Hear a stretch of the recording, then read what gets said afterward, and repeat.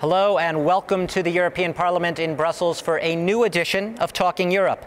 It's a cornerstone of European integration, the Schengen Agreement, that allows people to move freely across Europe's borders.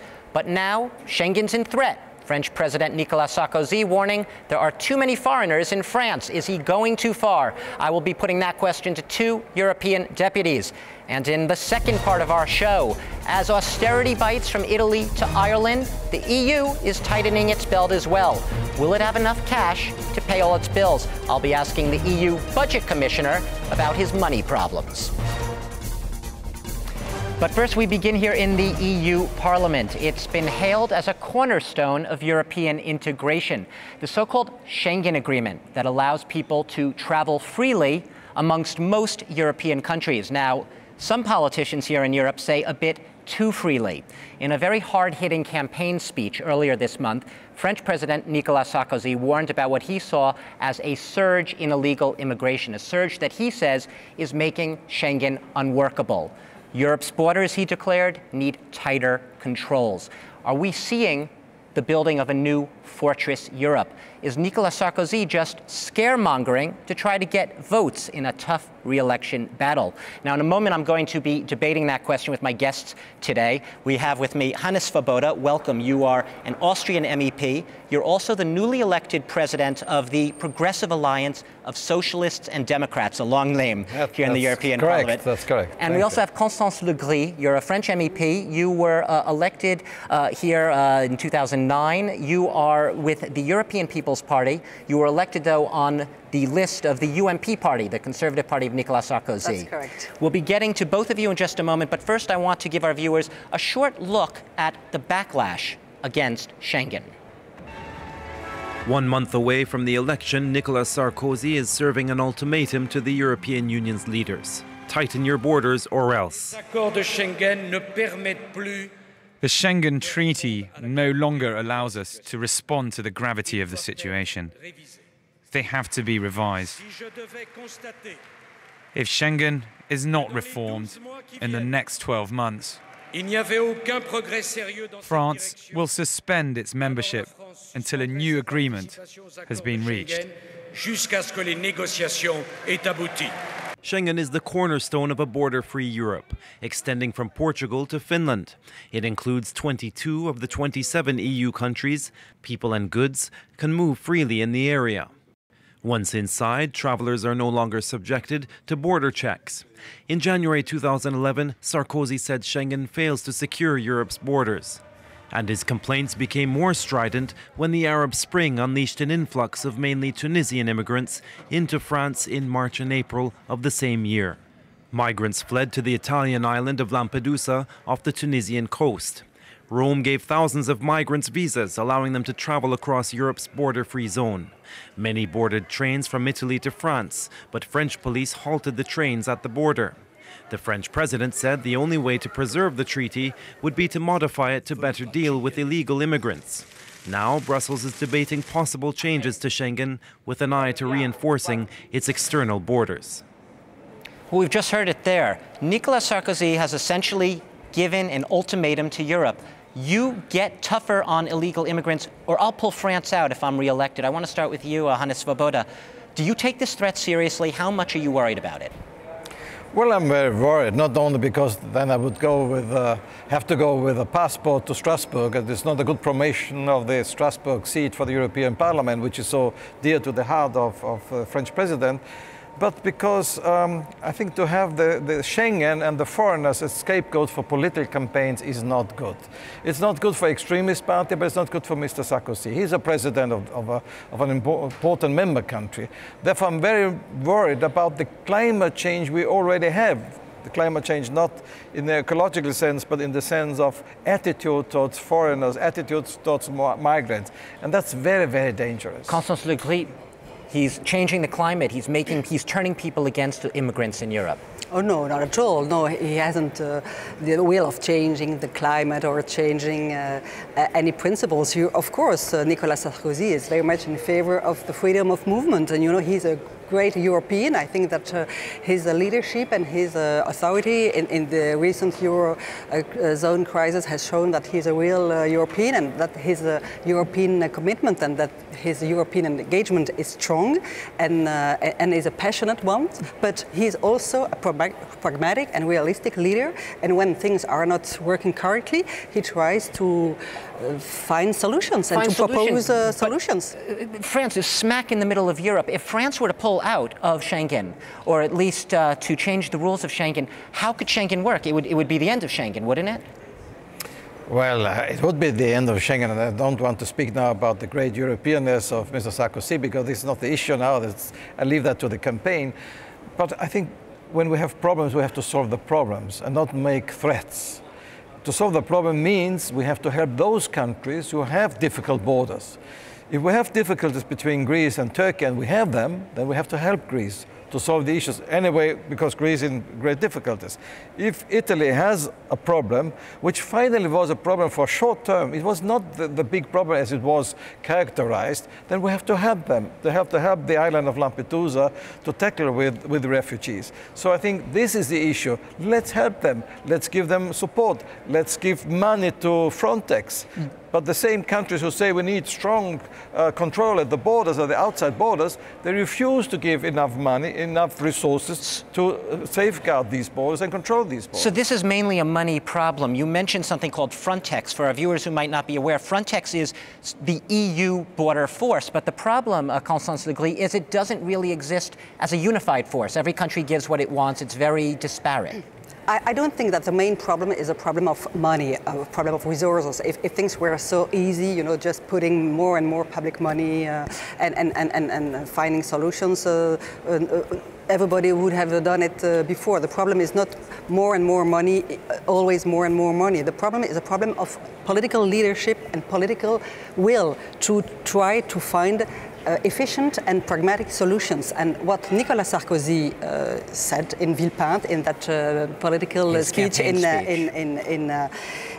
the beginning of March, is that we have to reform the governance of Schengen. We have to introduce political leadership in the governance of Schengen. We have to reintroduce a strong political will and to build more coherence and more strongness in the functioning of the governance of Schengen. But correct me if I'm wrong, there's already a clause in the Schengen Treaty that when there are particular circumstances involving national security of a particular nation, countries can invoke tighter border controls. They can unilaterally decide to make the borders more tight, more sealed.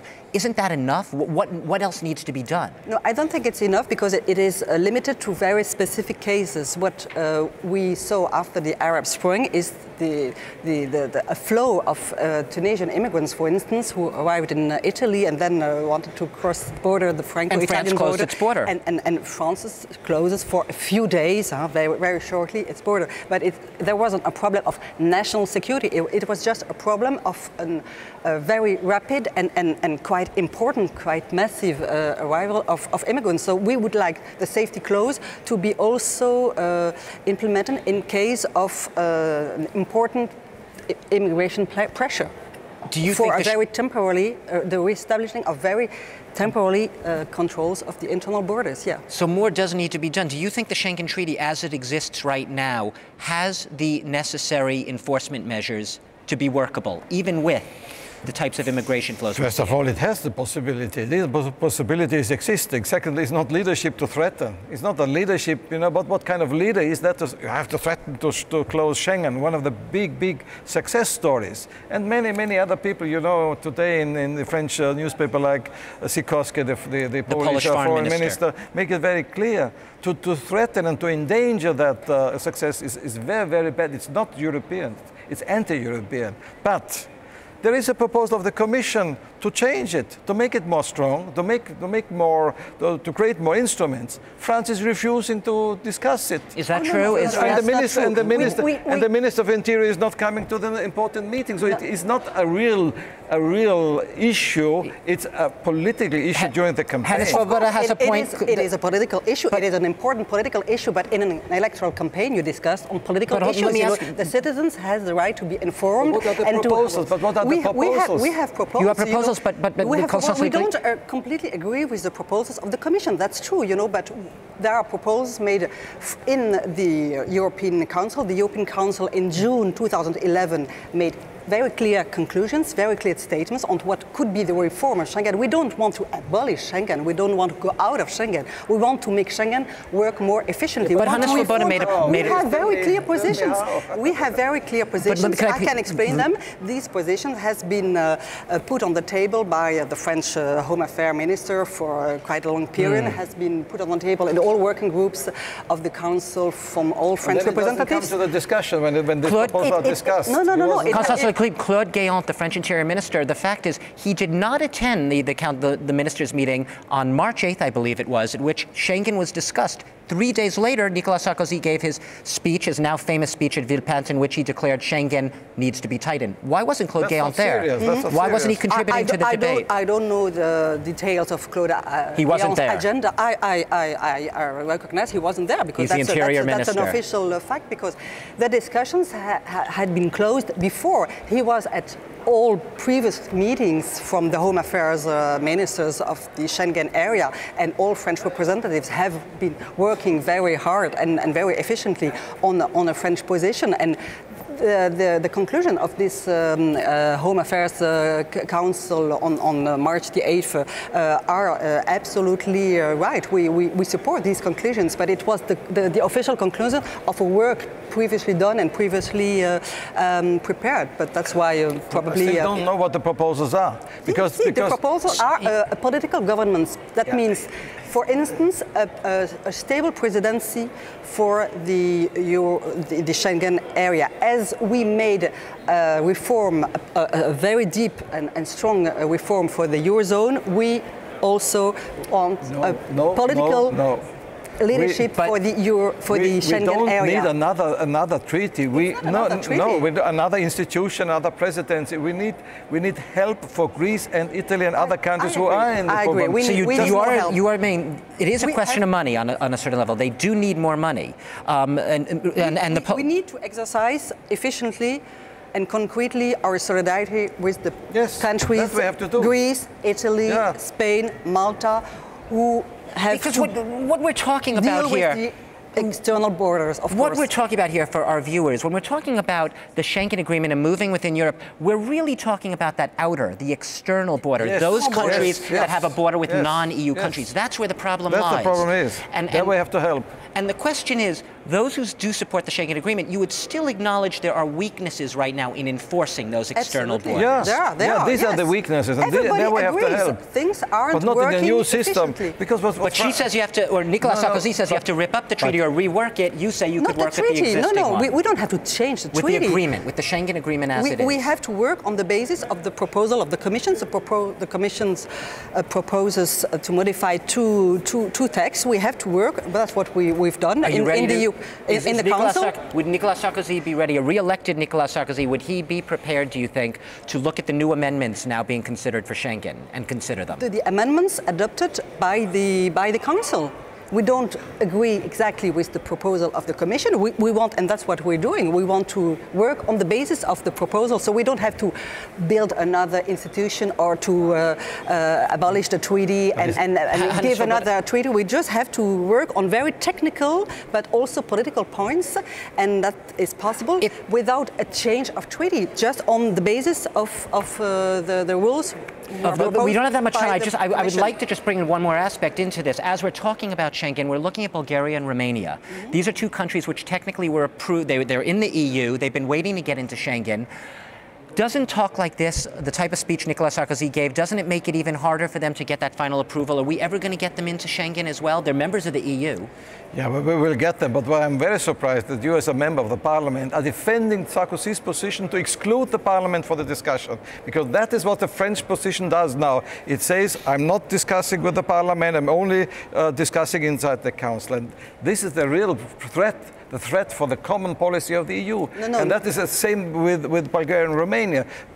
Not France this time, but this time with the Netherlands. They say, well, legally is everything okay, but we are against because we have at home a right-wing party which is supporting the government. This is a political issue, but to exclude the parliament for the debate for parliamentarian, I think this is very doubtful. No, the French position is not to exclude the parliament. No. The discussion is based on texts which are actually discussed in the triangle between Commission, Council and European Parliament. In Libe Committee there are discussions. The thing is, yeah, but the French don't want us to participate. Look, would you agree that this is a highly political issue in France? And might it is one of the political issues in the campaign, of course. Not the only one, of course. It seems to also be an issue that plays very well to a certain segment of the French population, which happens to be right, sometimes in some cases far right. Would you agree to that this has helped in a way, perhaps some people would say, this has helped Nicolas Sarkozy to get votes, even if he hasn't deliberately done it? You have to remember what happened in France with the referendum on the Constitution, on the European Constitution in 2005. Nicolas Sarkozy at that time was leader of the UMP, leader of my party. As leader of the UMP, he engaged himself. He was very much involved in the yes to the European Constitution. And our party, UMP, was totally unanimous in the support of the yes to that constitution. It wasn't the case, I must say, and I regret it, in the French Socialist Party. But nevertheless, at the end, no one in France. That's really a fact that we can't ignore. Since that time, all the political work that Nicolas Sarkozy tries to do is to reconciliate France from the no and France from the yes. Reconciliate and trying to make work together all the citizens. No, by weakening Europe. By weakening Europe. No, not at all. On the Eurozone, he wanted to create a separate parliament. Again, you're defending we have run out of time. I'm very sorry. Unfortunately, we're going to have to leave it here. We can obviously see there's not too much agreement right now on this issue. Schengen is still something that is very much under debate, under discussion. And Nicolas Sarkozy, for better or for worse, he has generated quite a debate. I thank all of you for watching this first segment of Talking Europe. We're going to take a short break for the news, and when we come back, I will be talking to the European Budget Commissioner, and he's a man with a little bit of a problem. He needs a little bit more money to make Europe work. Stay with us here on Talking Europe.